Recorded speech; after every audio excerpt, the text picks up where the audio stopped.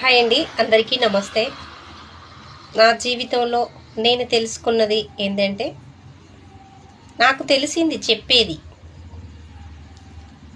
చిన్నైనా పెద్దయినా, ముసలైనా ముతకైనా, యవ్వనస్తులైనా ఎవరైనా బాధ్యత మీద పడి కష్టపడే వాళ్ళకి నా చిన్న మనవి ఏంటంటే, పొద్దుగూకులు కష్టపడి ఇంటికెళ్ళి ప్రశాంతంగా కుటుంబంతో జీవించండి. కష్టపడి ఆ వచ్చిన డబ్బులతో సవాసాలని అదని ఇదని డబ్బులు వ్యర్థం చేసుకోమాకండి. మీ కష్టానికి ఫలితం మీ కుటుంబం, మీరు హాయిగా ఆనందంగా సరదాగా సంతోషంగా జీవించండి.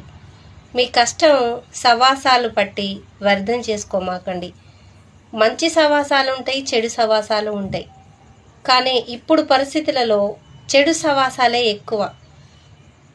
ఎవ్వరూ తన జోబులో నుంచి రూపాయి ఖర్చు పెట్టరు, ఎదుటి వాళ్ళ జోబులో ఖర్చు పెట్టాలనే చూస్తారు. ఆడవాళ్ళైనా మగవాళ్ళైనా కష్టపడి సవాసాలకి వ్యర్థం చేసుకోకుండా మీకు మీరు దాచిపెట్టుకోండి, మీకు వాడుకోండి, తినండి, మీ కుటుంబం మీరు సంతోషంగా ఉండండి. అంతే తప్ప కష్టపడి మీ కష్టాన్ని సవాసాలు బట్టి వ్యర్థం చేసుకోమాకండి. మీ అక్క, చెల్లి, అమ్మ.